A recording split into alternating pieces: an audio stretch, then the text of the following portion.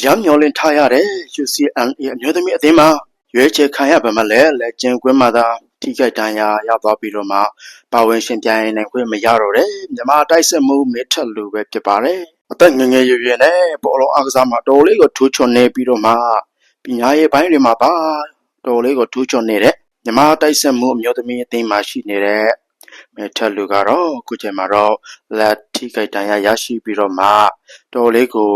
ရေပေါ်စိတ်တက်နေရပြီးတော့မှနားယူနေခဲ့ရတဲ့ခိုက်တန်းတွေဖြစ်နေပါပြီဒါတွေကြောင့်ရွေးချယ်ခံရတယ်ဆိုပေမဲ့လည်းပြန်လဲပြီးတော့မှပါဝင်ရှင်ပြိုင်စော့ကစားဝင်မရတော့တာကြောင့်တော်လေးကိုစိတ်မကောင်းဖြစ်ရပါတယ်လို့ဆိုရပါတယ်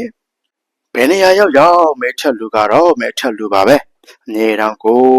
အားရကျဉ်နှောက်စေတဲ့သူရလှကွက်တွေကအငြင်းတောင်ကိုပရိသတ်တွေကိုစိတ်ကျဉ်နှောက်စေတာပဲဖြစ်ပါတယ်ဒါကြောင့်ပရိသတ်တွေတော်တော်များများကတော့ပြန်လဲကြောင်းมาပြီးတော့မှအကောင်းဆုံးပြန်လဲစော့ကစားနိုင်ပါစေဆိုပြီးတော့မှကိုဆူတောင်းမြတ်တာတွေပေးနေကြပါပြီဒါပေမဲ့မျောလင့်မထားတဲ့ကိစ္စတွေနဲ့တရင်ချိုကတော့ဒီထိခိုက်ခံရတဲ့လက်တံရကတော့အနည်းဆုံးနှစ်ကနေ3နှစ်အတွင်းကို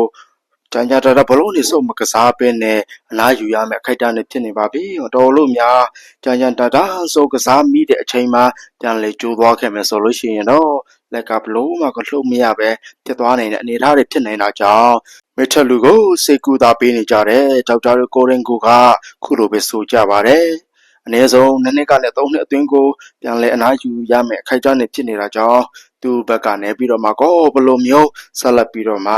ဖြည့်ရှင်းသွားမလဲတကယ်ပဲဒီနှစ်3နှစ်ကိုသူဝါသနာပါနေတဲ့ဘောလုံးကိုစုံမကစားပေးနဲ့အနားယူမလားဒါမှမဟုတ်ရဲ့အနည်းငယ်ကောင်းသွားရုံနဲ့ပြန်လေစုံကစားမလားဆိုတာတော့သူ့ပုံမှာပို့ပြီးအများကြီးမူတည်တာပေါ့ဗျာဆိုတော့